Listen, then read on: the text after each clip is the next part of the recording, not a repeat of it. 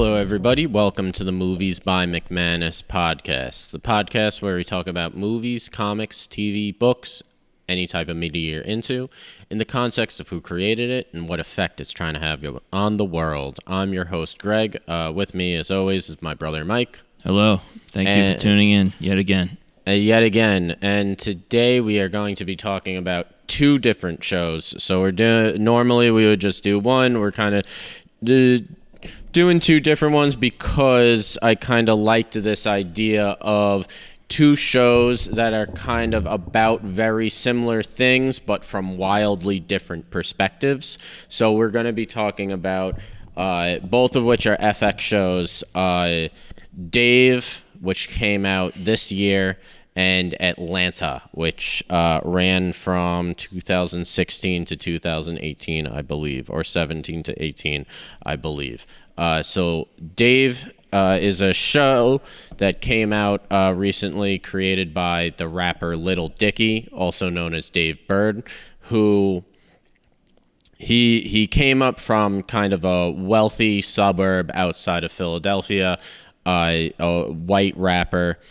And the show is about people not really taking him seriously, despite the fact that he is legitimately talented, but kind of no one really is willing to take him seriously as an artist and as a rapper. And on the other hand, we have Atlanta, which is created by Donald Glover, who goes by the name Childish Gambino in his musical career. And that is more about the very poor people of Atlanta who do not have a lot of opportunities, kind of given almost no other option, or at least they don't see any other option than going into rap. And it is kind of like the difference I wanted to make was you're looking at the same industry, but one is from a point of privilege and one is from a point of we don't really have a lot of options here. And what's interesting, a prime example of that is in the first episode, which is yes. we watched both of the first episodes of each show to prepare for this. Dave's big problem is that he wired over $10,000 to YG's manager, and he's worried about them coming through on the favor for the $10,000. I guess it's not a favor if you're paying $10,000. Exactly. But my point is, and then you have on the other spectrum with Atlanta, he's worried about how he's essentially going to be able to walk into a building. Yes. And it's just like, it's just a funny... It's very different because basically, you couldn't even dream about $10,000. Yeah. Donald Glover's character, couldn't even dream about $10,000. So the fact that Dave has $10,000... Exactly. To start, the fact that Dave was able to get into the building is a start. Yeah. So when you have a show that the premise is basically he's trying to be taken seriously, I get that, Dave is obviously more of a comedy, and it's supposed, it's... You understand that this is a person from privilege and that he is kind of a goofy character. But when you watch Dave in comparison to Atlanta, it's like that's not an actual problem. Yeah, of course. I mean, not only is it not a problem, it's like you have $10,000 to spend on one verse. Like, right. The one thing I'll give him credit for is he's not trying to portray himself as something he's not. No, that's the one thing. And just for some history here, maybe Greg will get mad at me for saying this, but our history of Lil Dicky is generally, Greg has shown me some of his YouTube videos while he's very drunk, and he's like, yo, this is awesome.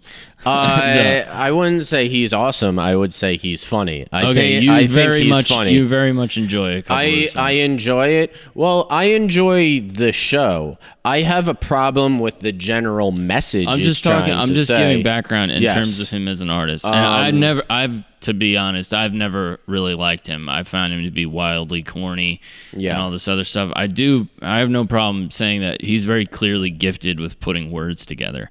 Right, and when we see that a few times in the show, that he is talented. He can rap. He can. But it's the main message of he wants people to take him seriously as a rapper. When, first of all, you are a comedy rapper and you decided to do that. Second of all, you know that you are a privileged white person and you are coming into a music industry that was created by black people, and you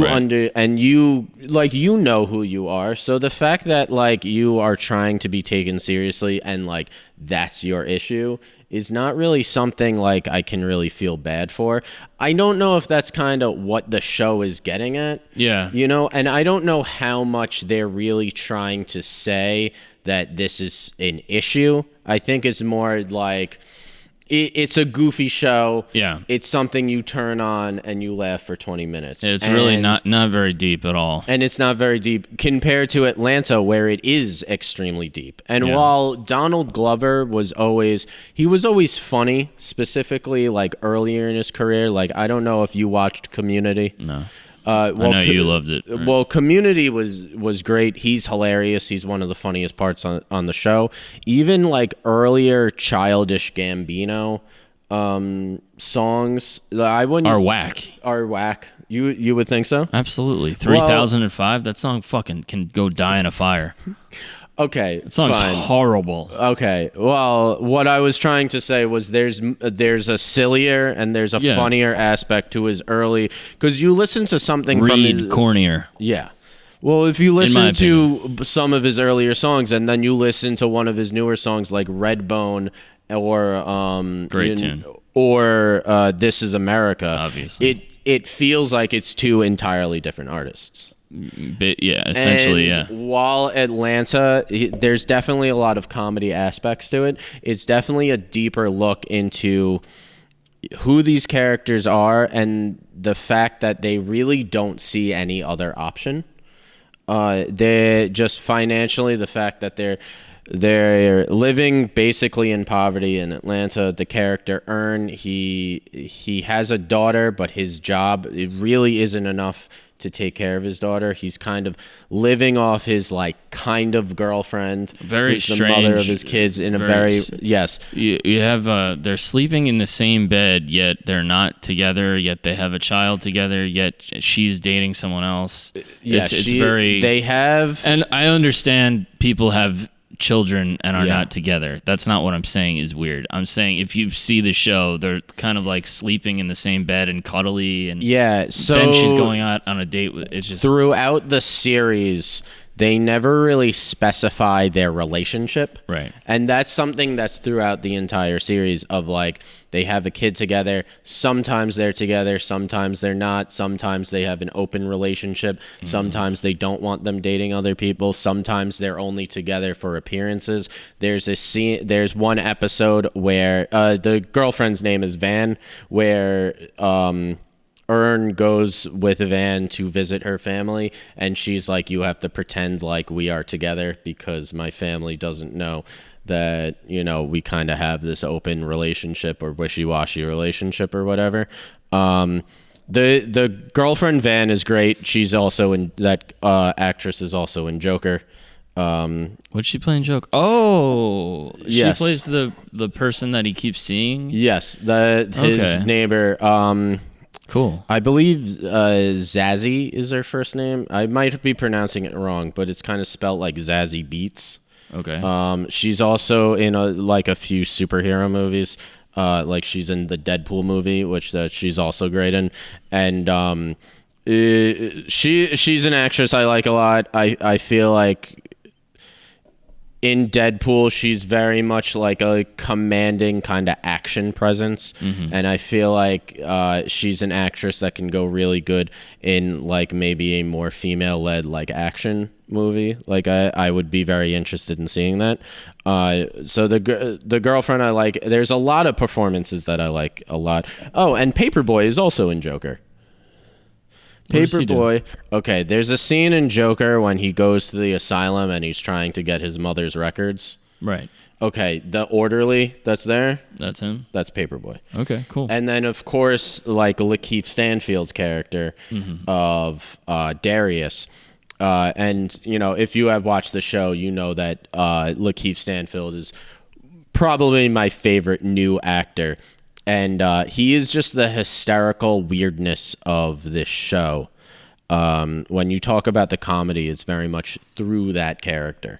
Yeah. Well, it's also, he's such a bonehead in this show, which is actually nice to see because we've never seen him. I've never seen him playing this type of character before, but he nails it just like the stoner. Well, so I talked about this on our Sorry to Bother You podcast about kind of surrealist absurdity. Yeah. And there's a lot of that in Atlanta, but kind of through a different tone than it is in Sorry to Bother You. Yeah. While Sorry to Bother You, it's more of a silly absurdity or a silly surrealism. Yeah, it's a little darker here. Atlanta, there's a very dark surrealism. Atlanta, Donald Glover explained to it as, he said, it's Twin Peaks with rappers. Yeah. And when we watched the first episode last night, and there is the kind of scene on the bus that feels very much like it's out of Twin Peaks, where he sits down and basically this man in a suit kind of just says these weird philosophies to him and then like makes a Nutella sandwich and then tries to get him to eat it. And then the police like pull the bus over and he just walks out into the woods. Yeah, and it's just kind of like into goes the down darkness. into the woods. So there's a lot of that throughout the show, this kind of dark surrealism. And what I like about it is I talked on our Sorry to Bother You podcast about how it's funny how that one comes up almost every week somehow. Sorry to Bother You? Yeah. Probably because it's a great movie. And well, yeah, but also it deals. Oh, here we go. Chair issues again. The chair was down. Second week in a row. No, because it's such a timely one. You know. That's Well, it can. Sorry to Bother You. There's just a lot to talk about. I mean, especially for like Boots Riley, it's his first movie. There's a lot in there to talk about. Right. But when I had mentioned that kind of surrealism and absurdity, you know, while it's not showing the world as it literally is, it can actually say more about the real world than if you were to show it in the most realistic way possible.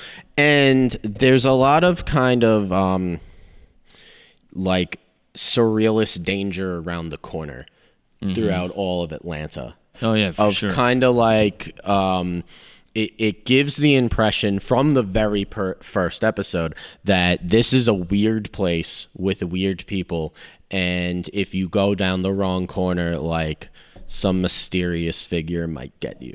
Yeah, I mean, you got Lakeith Stanfield's character when Donald Glover's character is coming over to sort of convince Paperboy to be his manager. He's like, Lakeith Stanfield's character is hiding behind with a knife, like, just in case. Exactly. That's all. I don't see like Dave like worrying about like I better have a knife on me at my girlfriend's apartment. Like, Atlanta is very much there's danger around the corner, and there's also just there's kind of a real seediness to Atlanta, especially when. In the later episodes, when Paperboy becomes more successful and more industry people are around him, there is a kind of seediness and a strangeness of you can't quite trust everybody.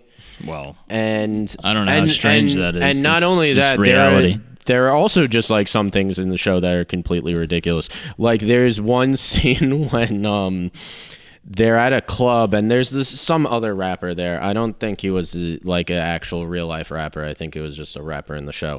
Right. And Lakeith Stanfield's character is like, "Oh, I heard he got an invisible car, man." And it's like, "I heard he got an invisible car." And I was like, "The dude doesn't have an invisible car. That's ridiculous." And then in the very last second of the show, a fight breaks out like with the rapper, and you see him just floating, like kind of like he's driving an invisible car. That's and amazing. He runs over a bunch of people. And It's just like little things like that that are hysterical. And the Nutella sandwich dude actually comes up again. Really? They're watching TV and he's on a commercial and he's like talking about it's kind of like an infomercial and he's talking about like the secrets of life. Like you ever know those like infomercials? Yeah. And 3 a.m. Yeah, exactly. And they have like testimonials of people. Who's the guy who? Oh yeah. Who's the guy who fucking died? The ShamWow guy. Did he die or was he in prison? No. Willie Mays died. Willie Mays, yeah. Willie Mays died. That's what I'm thinking of. But it's fun. It's a Willie Mays, like the baseball player. His name was Willie Mays. Maybe Billy Mays. Maybe something Mays. Yeah, it was not something Willie Mays. He wasn't ShamWow guy, but the ShamWow guy went to prison. I don't know who the ShamWow guy. That's great. I don't love when people die or go to prison, but it's funny when people like that. I don't know. There's no way to say I'm not that sure without what exactly he did, but I'm pretty sure he went to prison. How about the My Pillow guy was a crackhead? Like I didn't know he was a crackhead. Dude, the My Pillow guy? Yeah, like 5 years ago. Not that long ago. How long has My Pillow been around? I don't know. But I mean maybe it's not that recent, but it's pretty recent. It's like not that long ago. It might have been like 2009. He was like living on the streets as a crackhead.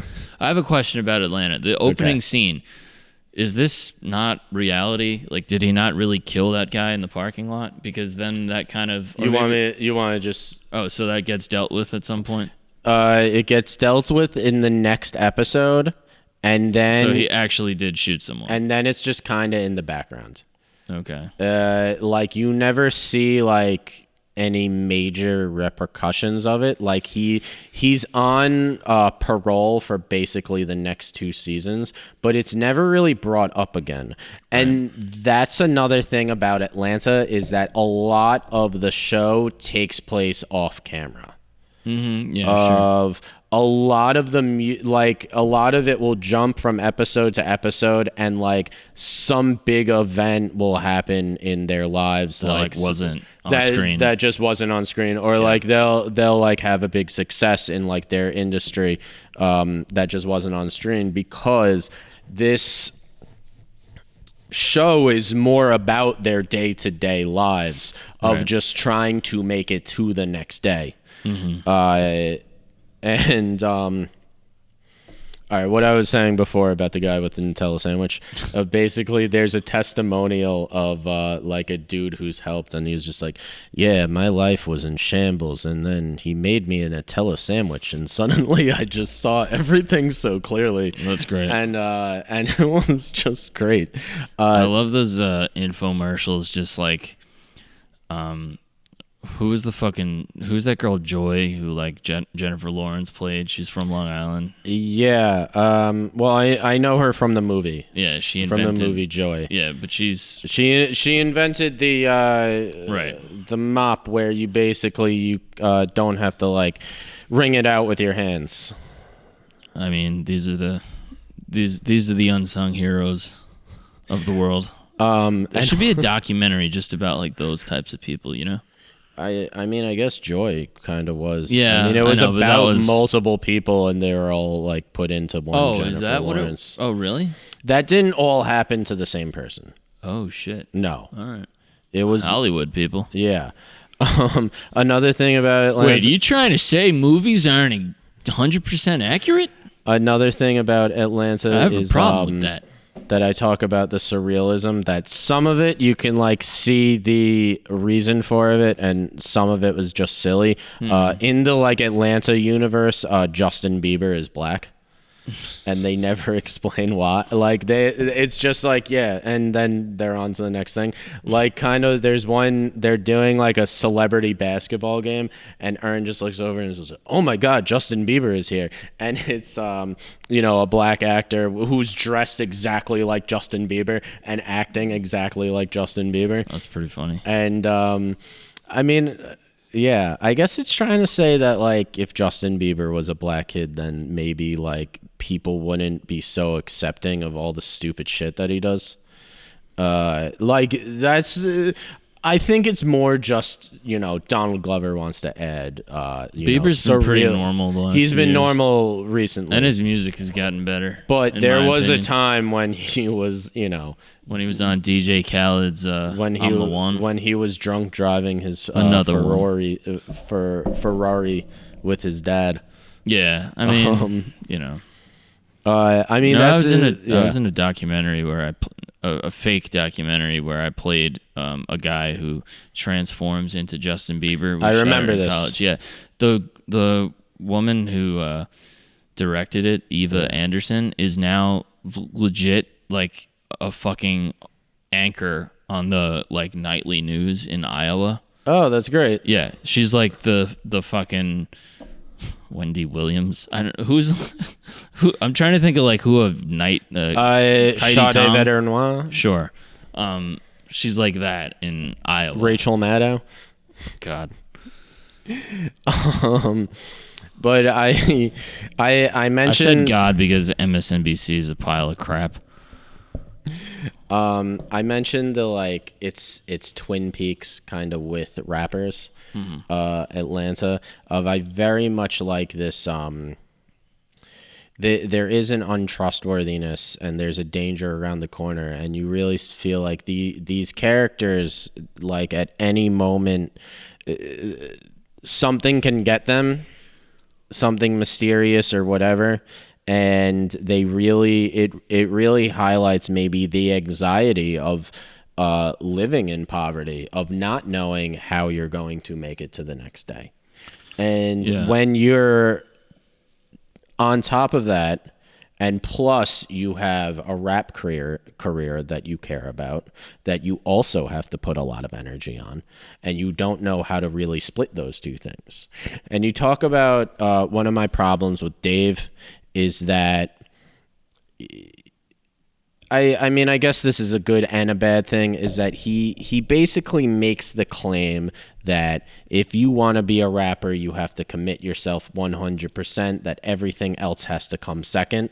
And it's like, well, you have that option. Exactly. You have that option. Yeah. Most people do not have that option. So here's the thing with that, okay? It's a fine line, and I deal with this all the time because this is my field. So on one hand, you have, and I'm gonna take, like, I know we can't take race out of it because we're dealing with Atlanta. You can't. No, I know 100%. But so if I what I can speak to is like in my experience, I can't speak on racial injustices, of course, because I haven't had to deal with any in my life.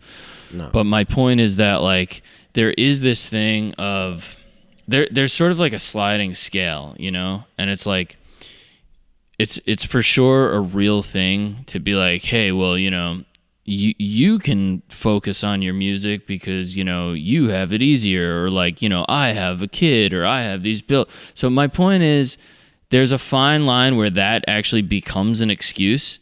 Like that's real, but it could also be an excuse. Do you know what I mean? It's about finding that balance. Yeah. Like what's your truth? Like are you doing everything you can, or are you using your circumstances to kind of justify why you're not doing better? Well, yeah. I mean, again, I'm not for people that want to fucking chop this up and make a problem out of it. My point, I can't be any more clear. I'm not talking about Atlanta right now. I'm talking about music, and I'm talking about motivation, and I'm talking about because, and again, this is my experience. Like I have people that I know have said similar things, and it's almost like, I'm not quite sure you're actually doing everything in your power to progress yourself forward. If you want to progress yourself forward, you have to make that decision.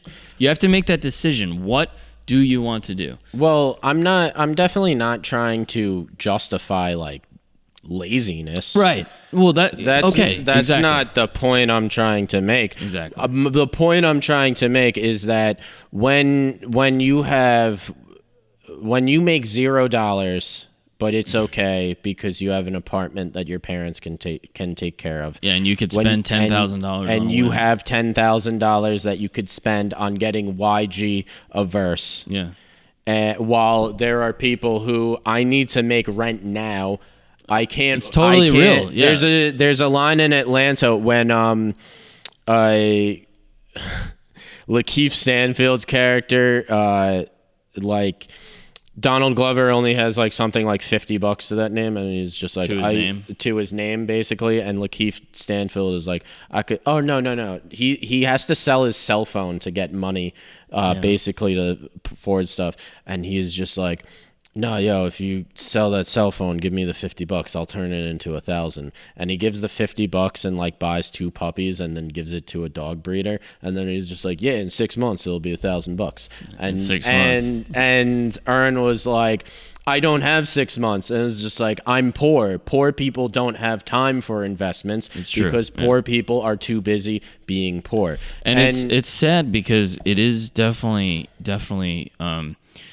What's sad about it for me is it makes you think like out of everything I just said about people using excuses to not progress themselves forward, or like you said, like I'm not making a case on the behalf of laziness or the actual side of people that are struggling with poverty or struggling with circumstances. The most heartbreaking thing about it is like the lost potential of the people that like, who is that next so and so, who is that next great artist, and like it just pains you to think like maybe the world's never going to see their art or their music or their movies because of the circumstances. That's the real tragedy of that. And when you're talking about Little Dicky, Dave in the show, I want to make it clear I'm talking about the show because I don't want to make it seem like I'm talking about I'm trying to talk shit about the actual person. I'm talking about Little Dicky in the show. And like the reason that there's so many interjections right now is because like this is all real serious shit. Yeah. Like, this is not something to just be kind of goofed about or talked about lightly. That's why we're interjecting every 30 seconds. Let me be clear. I'm saying that because do not get it fucked up at all. Like, this is all real heavy duty shit. But this is real life. So, when you're talking about, Dave in the show where you have parents who can support you. You don't need to work a job. You can commit yourself 100% to the rap career. Added on the fact that you have so many other opportunities, you are deciding to be a rapper while you take someone like Paperboy who needs to constantly be supporting himself, who doesn't have really people that he can rely on, who he can live off of, who needs to constantly be making money the next day. On top of, he did not decide to be a rapper. It was the fact that his options financially or just career-wise are very limited because of his financial situation, because of the fact that he's growing up poor in Atlanta, that he really doesn't have a lot of options outside of rap. And you're talking about one guy he has to make it to the next day. He really doesn't particularly want to be a rapper, but he feels like it's his only option. Another guy, everything is supported for him, and he wants to be a rapper because he feels passionate about it. When you take that second guy, when you take Dave from the show, and then you say no one's taking me seriously because I'm from a place of privilege, it's like, I don't really feel bad for you. And nor should you if you are a fucking sentient human being. Yeah. I don't really necessarily think the show is trying to say you should feel bad for him. I think it's more lighthearted than that. It's more lighthearted. Like when you really break it down, it's a stupid concept. It's like I have $10,000 to throw around and fuck around in this rap game. I also don't know. Well, I like the show. I think it's funny, but the idea of, first of all, the idea of like the white nerdy guy being into rap and having that be funny, I think is so kind of played out. Well, first of all, I mean, I guess it was funny like maybe 10 or 15 years ago. If that, like maybe 30 years ago. Just because, like, yeah, a white nerdy guy, you wouldn't expect to like hip hop. But in 2020, first of all, hip hop is universal to everybody. Not only is it universal, it's the primary form of music. Thing. Like, I'd be surprised if a white nerdy dude wasn't into hip hop. I'd be surprised if anybody wasn't into hip hop. I don't think, like, most people are somehow probably into hip hop, just because again, it's the primary music that it is the primary. It is the primary than country. Music. I mean, I guess depending where you live, but the one thing too, though, that's interesting is like the people that do come from that struggle. Those are the people that you actually want to hear anyway. Exactly. You know, because it's like they're talking about something real. They're talking about, like, they're painting a picture for you of what their life is like. And, you know, it's, you know, that's why Dave has to write songs that are, you know, just like dick jokes. You know, it's like exactly. That's what, you know, because what is he really going to talk about? And that is, I mean, and that's another thing. And by the way, that's fine too. Whatever. And that's another That's your thing. lane. I'm not going to listen to it, but that's you. That's another thing about the show Dave, is that it's really the characters around Dave that I like better than himself in his own show. Mm-hmm. The girlfriend I like a lot. You know, she's like a teacher who, you know, has this boyfriend that basically, like, he has this like dream he's completely committed to, and he's not, you know, and their relationship suffers because of it. And like, she wants him to be more like there for her while he's like so focused on his rep. The best episode, and I mean, Dave has only been around for one season, so there's 10 episodes. It'll be coming back. It will be coming back. Atlanta will also be coming back, but they said 2021, but no one's sure about it. I know didn't get to shoot all year. Well, the last season was 2018. Yeah. So it's been off for a while, but Donald Glover is contracted to do 2 more seasons. So 2 more seasons of Atlanta are going to happen. Does that matter if someone's contract? Can't they just, because they cancel shows? They could, yeah. Like so it doesn't. It's not like it. Yeah. It's not like it necessarily matters, but like for the time being, it's scheduled to have 2 more seasons. But you don't know if it's shot. I don't think it's been shot. No, I think. I think Childish Gambino is going to come out with another album soon. That's what I have heard. He put one out in March and basically did no promotion for it.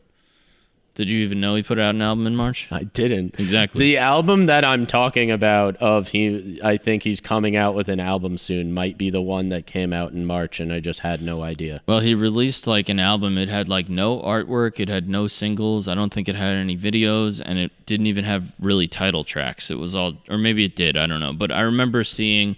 If it was the I remember seeing. So it was like a Kendrick Lamar unreleased unmastered. I don't know if that was the purpose. I think it was presented as like an album. Oh, I think all the songs were like the length of time of each track. Like it was like 4:32 or blah blah blah. Like that's what I think. Okay. But it was just very understated. Like it was then just I just didn't know that he came out with an album. Exactly. Okay, which is kind of funny because, like, you think it'd be which is weird because This Is America was huge when it came out.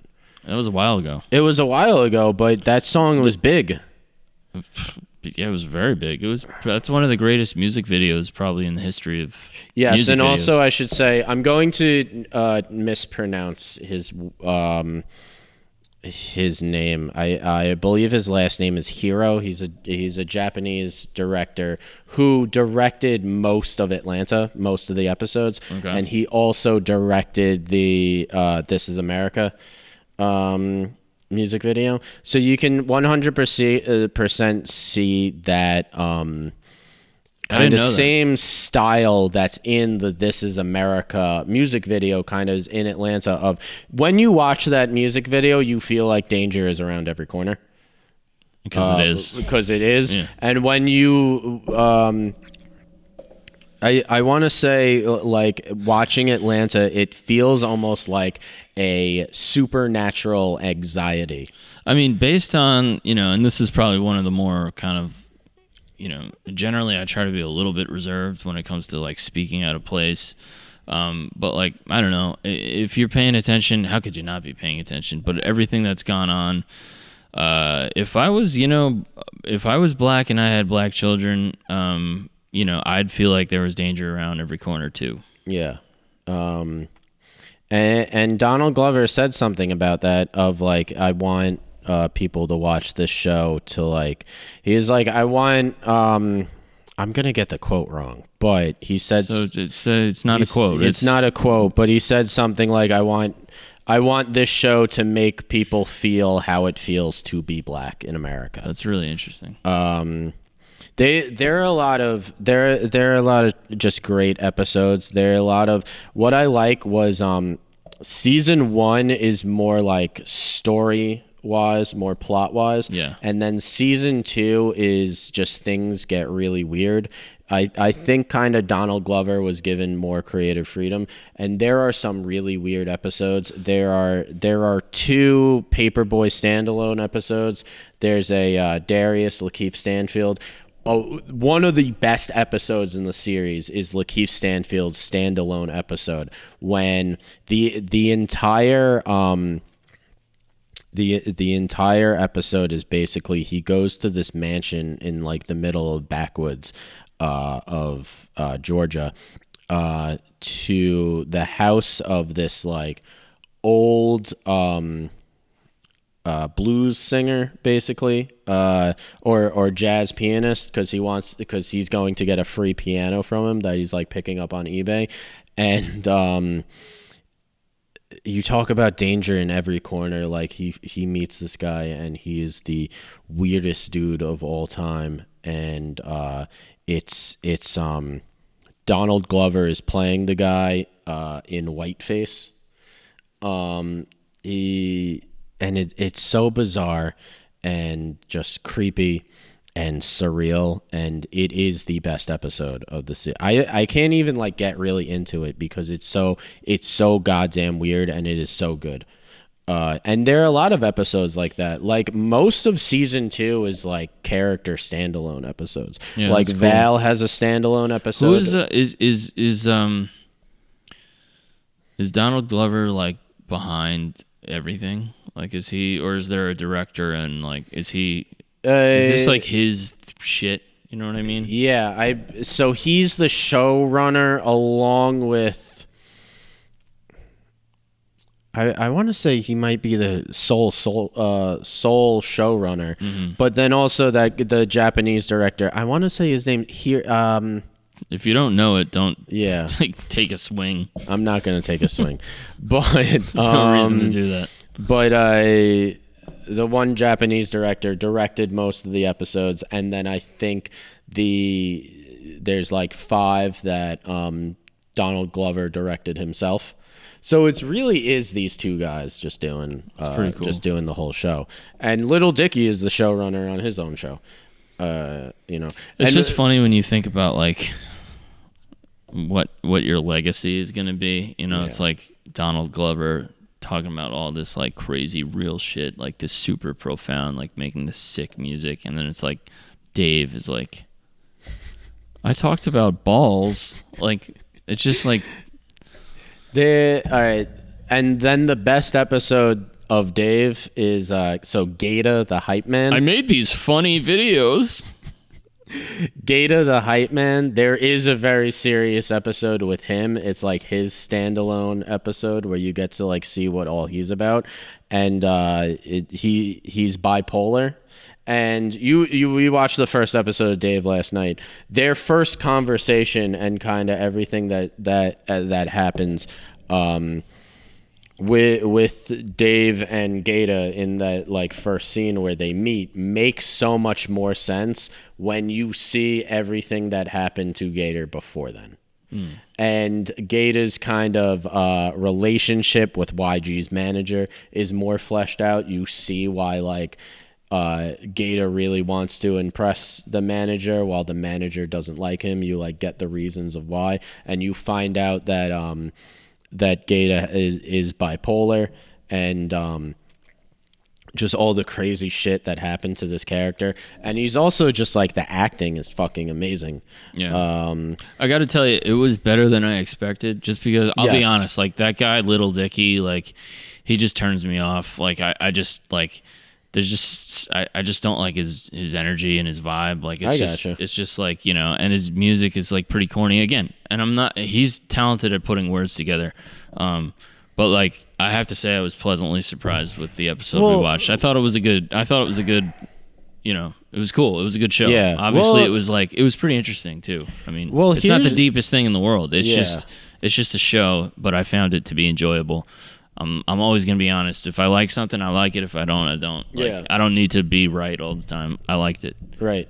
And well, when you talk about Little Dicky, Dave Burd, just who he is, like, if you were, let's say you really wanted to be a rapper and you were born in a wealthy Philadelphia suburb, and you really wanted to be a rapper, are you going to do anything besides comedy rap? Like, is it like... I don't know. I mean, I don't think you need to necessarily be from a particular area to make good music.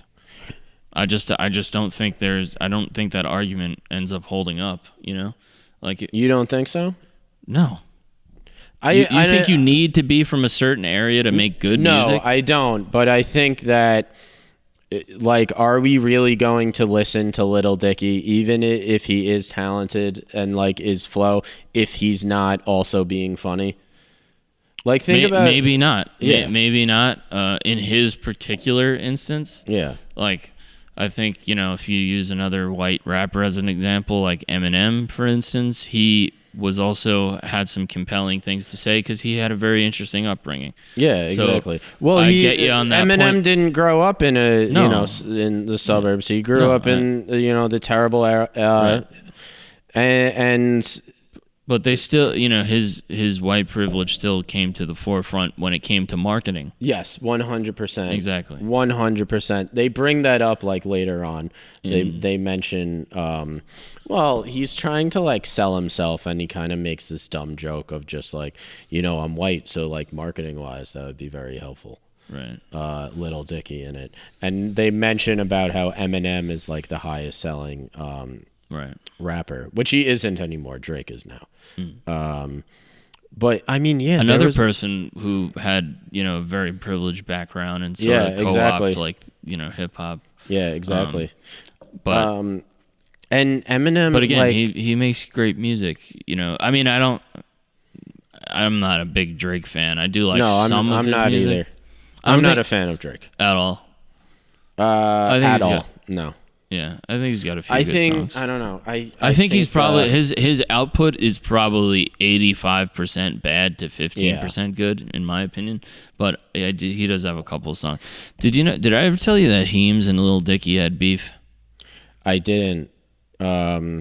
Yeah, should we talk about who? I mean, people might not know who Heems is. Well, Heems is a rapper that I worked pretty closely with for a while, and he was from the group Das Racist and Sweatshop Boys, and he's a great solo artist. What was his beef with Little Dicky? I don't even remember the specifics of it. I just know they went back and forth a bunch on Twitter. Apparently, they were at the same festival in England, and there was an issue, and like Heems just like dunked on him all the time and stuff. So like when you started listening to him, like, I would just be like, fuck this guy. Well, not that you listen to him, but you would put on a couple of his songs.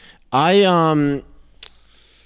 mean, I always thought he was funny. I was listening to him in college. I could see that. And he's a very frat. Not that you were a frat guy. But no, I wasn't. But you're talking about you're talking about Little Dicky, you know, saying he's not being taken seriously. Mm-hmm. But there is 100% a market for Little Dicky, and that's white college kids. Yeah, sure. And you talk about like Little Dicky or like Ashar Roth or Sammy Adams. Ashar. or I mean, either like even whatever like, happened to Asher Roth?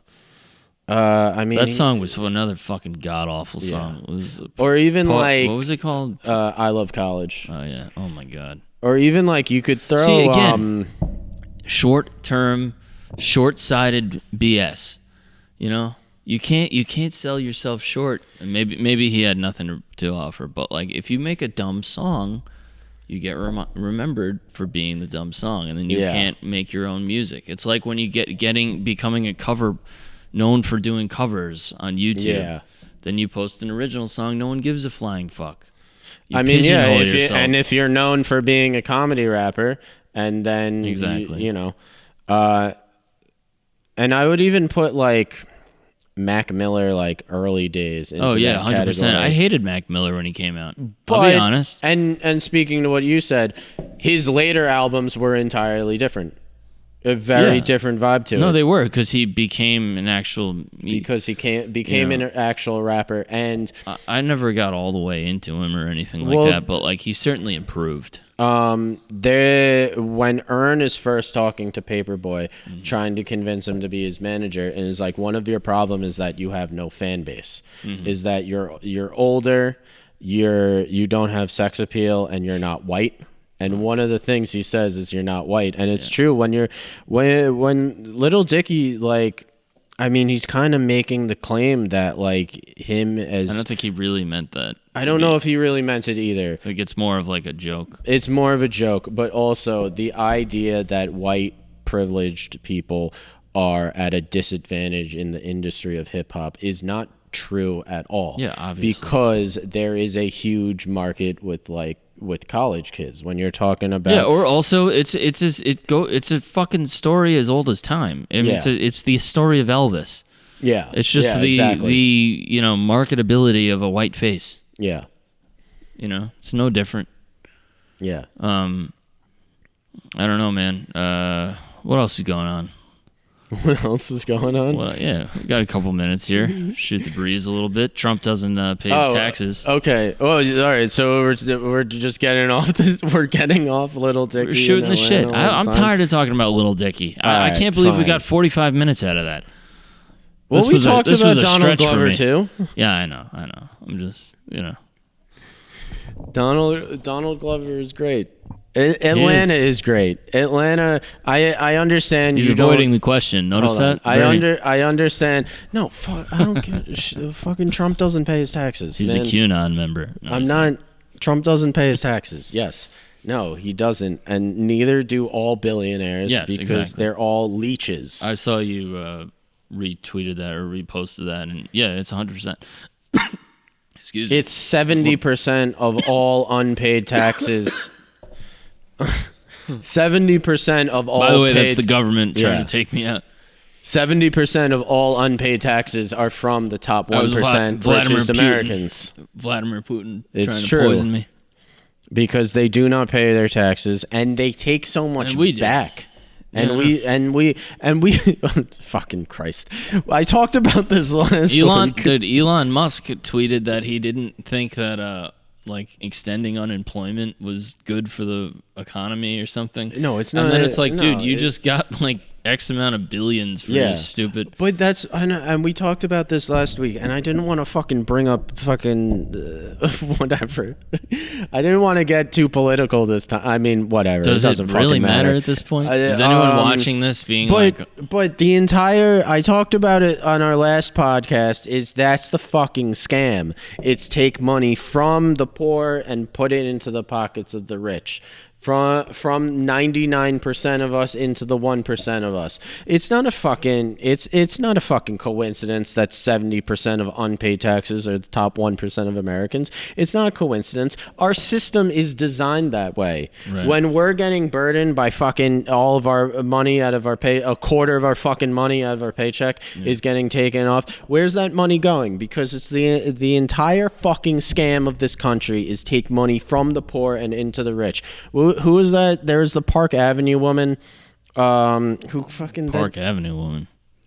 That famous building on Park Avenue in Manhattan is fucking named after her family, and she was like, taxes. Only the poors pay taxes. Oh yeah, that was floating around too. Yeah. That's how they feel. That is how they feel, and that's the reality. Scam. That's why Amazon doesn't pay, and that's why Amazon doesn't pay taxes. Netflix doesn't pay taxes. GM doesn't. General Motors, General Electric doesn't pay fucking taxes. None of them pay fucking taxes, because that's the entire point. I just wanted to get him riled that it's 1% of Americans. I like when he does this. Fucking whatever. The guillotine boys are at it again, and then they have kids growing up in fucking suburban, and they look like Jared Kushner, and they want to be rappers, and they want to be fucking rappers, and they come in and they want to be fucking rappers, and they're just like, oh, no one takes me seriously because my dad's a fucking billionaire. Fucking I want to pay the gang member $10,000. I don't know why he's from North Dakota all of a sudden. And YG, he admits to being a gang member. They talk about it on the show. I'm not calling him a gang member. Get off my back, bro. I didn't know who a lot of the rappers was before that. Trippie Redd, I'm assuming you know who he is because you're way more. I've heard of him. He's in it.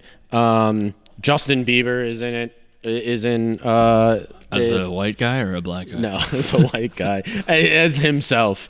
Khloe Kardashian. Another one. DJ Khaled is not in it, but. Which was surprising. They fucked up big time. I think Marshmello, or it might have just did a bit of dude dressed up like Marshmello. Who the fuck is Marshmello? He's the DJ. Marshmello? Yeah. And he has the white head with the two X's with the... It doesn't fucking matter. I don't know who that is. There's too many DJs and producers and engineers and everybody. Yeah. Anyway, what do you think? You good on this? I'm good. Look... fucking, he's good. I don't want it to seem like I don't want to wait. I don't want it to seem like I'm talking shit. I don't want it to seem like I'm talking shit about Dave, because I actually like the show. It's a very funny show. Next week's about Dawson's Creek, bitches. And look, on the show, like, no, it's not. I get way too deep into things than it's really meant to be. Like, this is a goofy show that you're just supposed to watch and you laugh and you're like, his dick is weird. Right. And Atlanta is the more serious, it makes you think show. So, all right, maybe it's unfair to compare the two, but like that's the point of this podcast, is that's to be unfair. To be unfair. Well, to talk about in the context of the world, in the context of who. Yeah, it's interesting. It's an interesting concept to compare the two. Yeah, I agree, because they are kind of similar. At least the first episodes, as far as like the story is going. You're dealing with two people essentially trying to break into the rap industry. Yeah. No, I thought it was yeah. But you see how it's like, and you see why Donald Glover and Dave Burd, their viewpoints on it are radically different. Right. So you have more or less the same story, but from two wildly different people who grew up and have lived wildly different lives, and it is cool to see how like two very different people would approach the same subject, right? In very different ways. So both shows are good. I recommend both of them. All right, this has been the Movies by McManus podcast. If you like this podcast, you can check out our YouTube channel. So I'm going to be doing shorter breakdowns each week, and then you can also see the video format of this podcast. The short breakdowns come out on Monday, and yes. The podcast come out on Thursday. That's the schedule we've been rolling with, and we will be rolling with that for the foreseeable future. So yes. Each week has its own topic. Monday is Greg's short breakdown. Thursday, you get the full podcast on the same topic. And follow us on social media at Movies by McManus. I'm Greg with my brother Mike. Hello. And goodbye. All right. Have a good night, everybody. See you later.